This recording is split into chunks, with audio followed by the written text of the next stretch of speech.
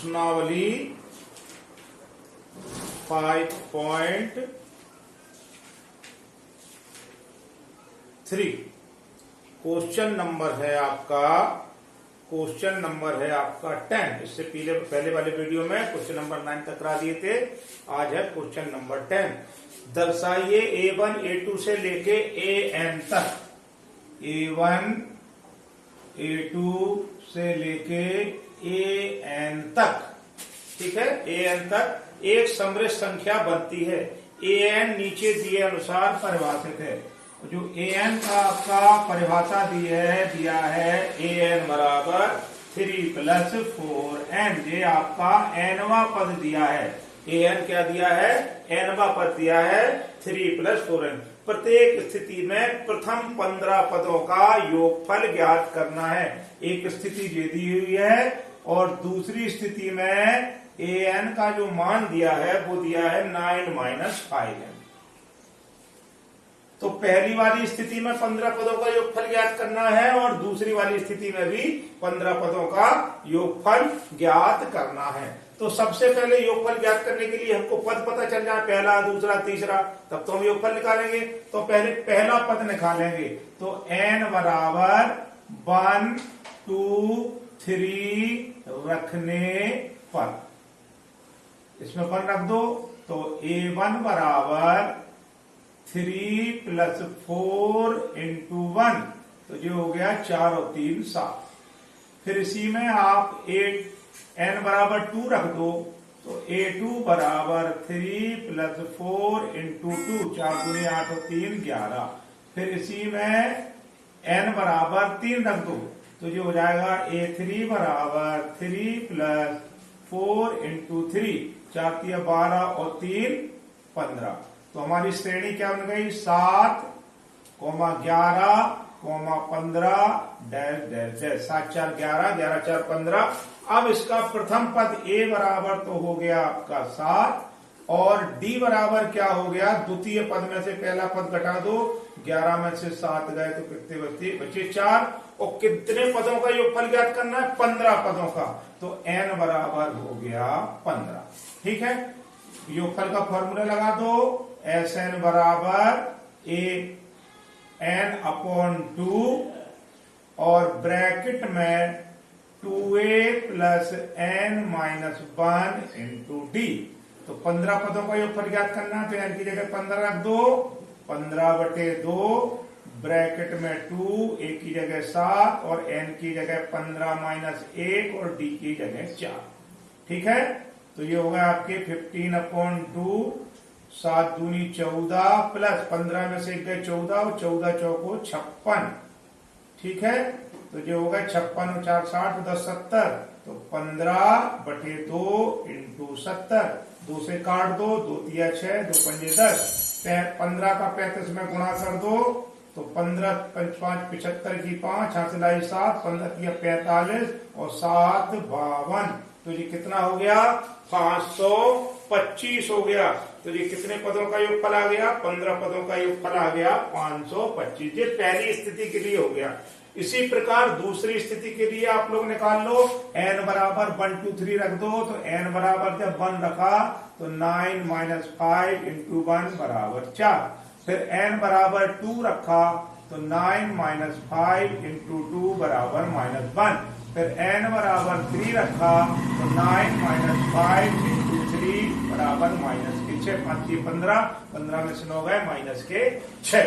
ठीक है, A1 बराबर हो गया 1 रखा तो जो गए 4। फिर 5 दूनी 10, 10 में से 9 गया -1। फिर आपके ये 5 × 15 में से 9 गए 6। तो हमारे पद कौन से हो गए? 4, -1 और -6। ठीक है, डैश डैश डैश। ये 15 पदों का योगफल ज्ञात करना है। A बराबर 4 और D बराबर द्वितीय पद में से प्रथम पद घटा देंगे तो कितने आ जाएंगे? -5। एक बार और निकाल लो। तृतीय पद में से द्वितीय पद घटा दो। -6 और +1 तो बराबर -5। तो अब 15 पदों का योगफल ज्ञात करना है। तो Sn बराबर n/2 ब्रैकेट में 2a + n - 1 × d। तो n हो गया 15/2 ब्रैकेट में 2, एक ही जगह कितना लिखेंगे 4 प्लस के 15 माइनस 1 और डी का मान हैगा माइनस के 5। ठीक, तो जो हो गए आपके 15/2 और जो हो गए 4 दूनी 8 और जो हो गए कितने 15 में से 1 गए 14 और 14 पंजे 70 हो गए माइनस के 70। ठीक है, अब क्या करेंगे, जो हो जाएंगे आपके 15/2 इंटू 70 में से ये गए तो आपके 8 गए तो कितने बचे माइनस के 62। 2 से काट दो, 2 तिया 6 और 2 एकम 2, 15 का गुणा कर दो, 15 एकम 15 की 5, यहाँ से लाइए 15 तिया 45 और 1 46 और माइनस के, तो ये वाला एस 15 पदों का योगफल हो गया माइनस के 465 और ये वाले 15 पदों का योगफल हो गया 525। ठीक है, अब इसी तरह इसका क्वेश्चन नंबर 11, क्वेश्चन नंबर जो 11 है वो थोड़ा घुमा के दिया है। यदि किसी समांतर श्रेणी के प्रथम n पदों का योगफल दिया है तो अपन को Sn बराबर दिया है, कितना दिया है 4n माइनस n स्क्वायर, ये अपन को दिया है n पदों का योगफल। ठीक है, इसका प्रथम पद क्या है, इसका प्रथम पद उन्होंने दिया है S1।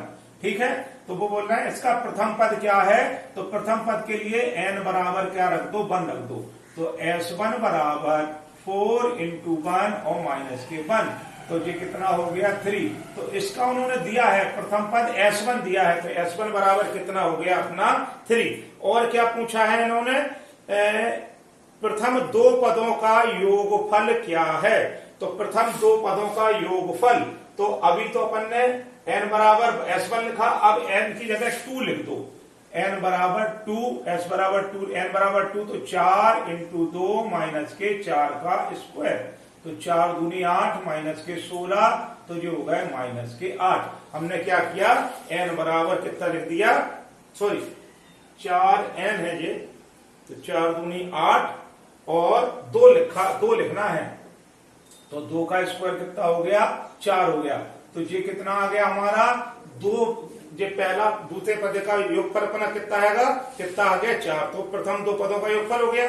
अब मुझे पूछ रहे हैं कि दूसरा पद क्या है, देखिए जो S1 S2 है ये योगफल को प्रदर्शित करता है, अपन को दूसरा पद चाहिए, दूसरा पद का मतलब चाहिए है A2 चाहिए है, A2 दूसरा पद होगा, तो अपन लोग क्या करेंगे S2 में से S1 घटा देंगे तो दूसरा पद आ जाएगा, तो S2 हैगा 4 और माइनस के 3, तो A2 बराबर 1, तो ये निकल आया अपना दूसरा पद। इसी प्रकार तीसरे व 10वें पद व nवें पद ज्ञात कीजिए, तो अब अपन लोग जब तीसरा पद निकालेंगे तो तीसरा पद A3 बराबर हो जाएगा S3 माइनस S2, तो S2 तो हमारे पास है, अभी अपन को S3 और निकालना है, तो यहां पर अपन लोग n बराबर कितना रख देंगे 3 रख देंगे, तो Sn बराबर दिया है 4n माइनस के n स्क्वायर, तो S3 बराबर 4 इंटू 3 माइनस 3 का स्क्वायर, तो 3 चौके 12 माइनस के 9, तो बराबर 3,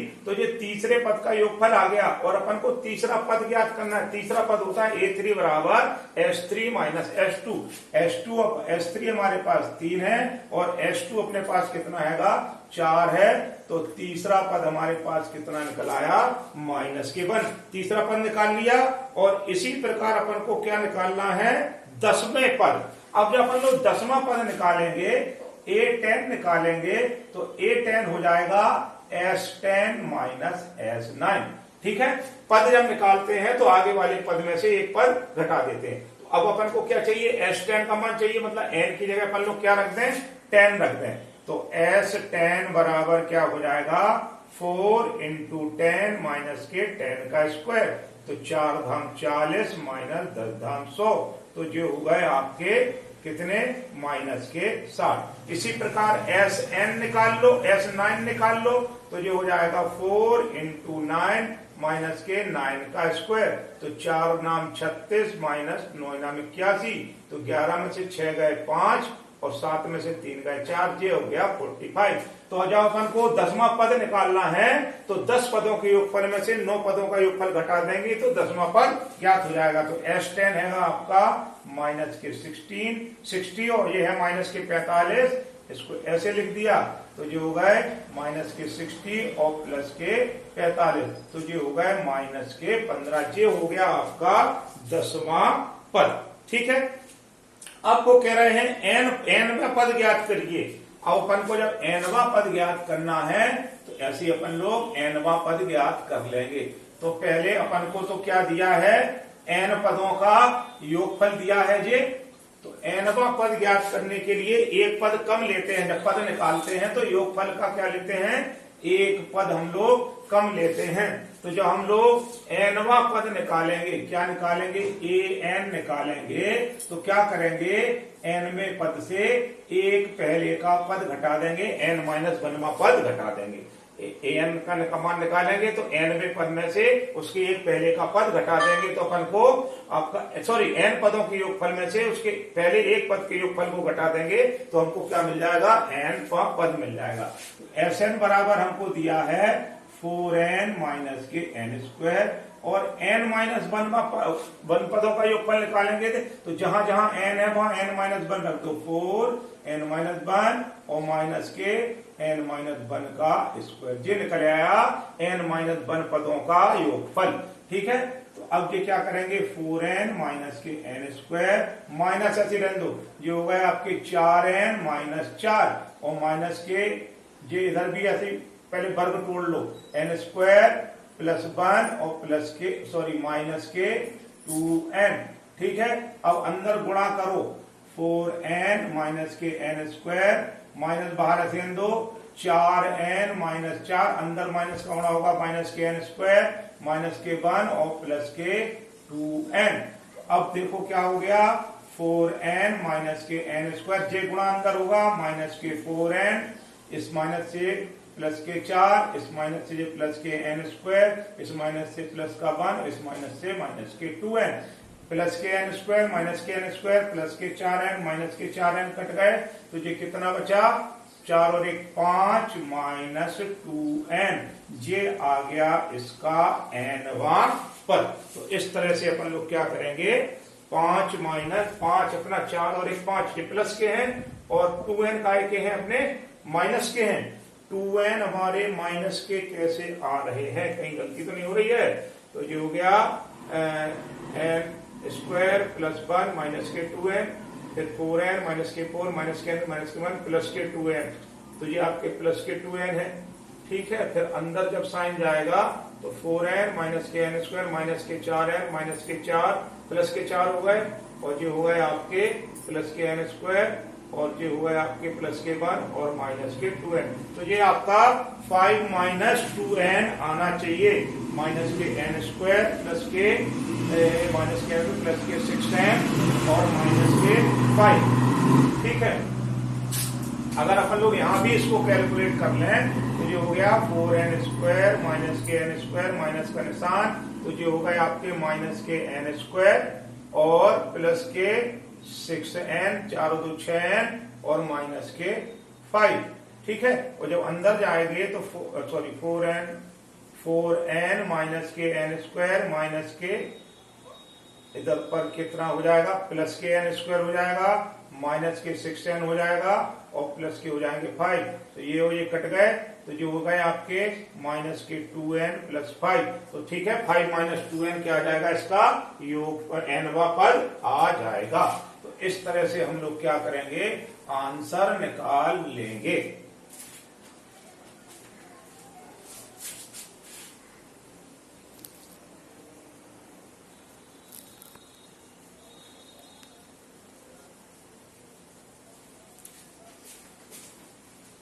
अब आपका जो क्वेश्चन है, क्वेश्चन नंबर 12, क्वेश्चन नंबर 12। ठीक है, क्वेश्चन नंबर 12 में ऐसे प्रथम 40 धन पूर्णांकों का योग ज्ञात कीजिए। 6 से विभाज्य है, तो 6 से विभाज्य होने वाले 40 धन पूर्णांक, तो 6 का पहाड़ा लिख लो, 6 कम 6, 6 दूनी 12, 6 तिया 18, 6 चौको 24 और ये 40 धन पूर्णांक। कितने, 40 धन पूर्णांक। ठीक, इनका अपन को क्या निकालना है, 40 पदों तक निकालना है। ठीक है, योगफल ज्ञात करना है। तो चलिए, a बराबर हो गया आपका 6, डी बराबर कितना हो जाएगा, द्वितीय पद में से पहला पद घटा देंगे, 12 माइनस 6 बराबर 6। ठीक है, और एन बराबर कितना है, 40 पदों तक है। ठीक, तो योगफल हो गया एस एन बराबर एन अपॉन 2 ब्रैकेट में 2a plus n minus 1 into d. ठीक है, एन हैगा 40/2 ब्रैकेट में 2 a की जगह 6, 40 माइनस 1 और डी का मान भी कितना है, 6 है। ठीक है, तो ये हो गए आपके 20, 6 दूनी 12 प्लस 40 में से 1 गए तो बचे 39 गुणे 6। तो ये क्या हो गया, 20, 12 प्लस 6 इनाम 54 की 4 हंसे 5, 6 की 18 और 5, 8 5 13 23। ठीक, तो जो हो गए 20 और ये कितने हो गए, 4 और 2 6, 3 और 1 4, 240 गुणे 20, 2 का गुणा कर दो, 2 छक्के 12, 2 चौका 8 1 9 और 2 दूनी 4 और ये 0। तो ये आपका 6 के आपके 6 से विभाज्य 40 धन पूर्णांकों का जो हो जाएगा वो हो जाएगा 4920। अब क्या है, क्वेश्चन नंबर जो 13 है, क्वेश्चन नंबर 13 में दिया है कि 8 के प्रथम 15 गुणजों का योग। तो अब 8 का पहाड़ा लिख लो, 8 एकम 8, 8 दूनी 16, 8 तिया 24 से लेकर 15 पदों तक। कितने पदों तक, 15 पदों तक। तो a बराबर हो गया 8, d बराबर हो गया 16 माइनस 8, दूसरे पद में से प्रथम पद घटा दिया 8 और n बराबर हो गया 15। योगफल का फॉर्मूला लगा दो, एस एन बराबर n अपॉन 2 ब्रैकेट में 2a plus n minus 1 into D. तो n हैगा 15/2 ब्रैकेट में 2a की जगह 8 प्लस के 15 माइनस 1, क्योंकि n का मान 15 है और d के जगह 8 लिख देंगे, d का मान 8 है। 15/2 और 8 दूनी 16 प्लस 15 में से 14, 14 गुणे 8, ये क्या हो जाएगा, 15/2 ये हो गया आपके 16 प्लस 8 चौको 32 की 2, हाथ चलाई 3, 8 एकम 8 और 3 11। तो ये आपके हो जाएंगे 15/2 गुणे 112 और 16 128, 6 और 2 8, 1 1 2 128, 2 से काट दो, 2 छक्के 12, 2 चौको 8, 15 का गुणा कर दो तो 15 पदों का योगफल हो जाएगा 15 चौको 60 और 15 छिक्का 90 और 6 96। तो ये 15 पदों का जो योगफल हो जाएगा वो हो जाएगा 960। तो ये हमने आपका क्वेश्चन नंबर 12 और 13 भी इस तरह से आपको बताया।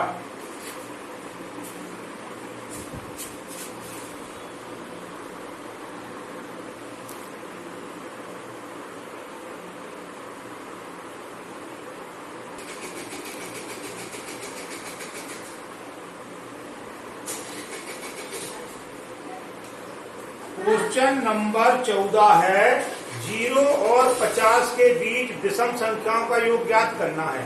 तो 0 और 50 के बीच विषम संख्या है, क्वेश्चन नंबर 15। तो विषम संख्या लिख लो, 1 3 5 7 और आखिरी विषम संख्या हो जाएगी आपकी कितनी, 49। तो इनका क्या है, 0 से लेकर 50 तक के बीच की विषम संख्याओं को क्या करना है, योगफल ज्ञात करना है।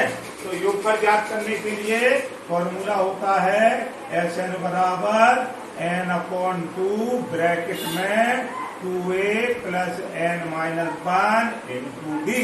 तो a का मान तो हमको दिया है 1 और d का मान हो जाएगा, द्वितीय पद में से पहला पद घटा देंगे, 3 माइनस 1 बराबर 2।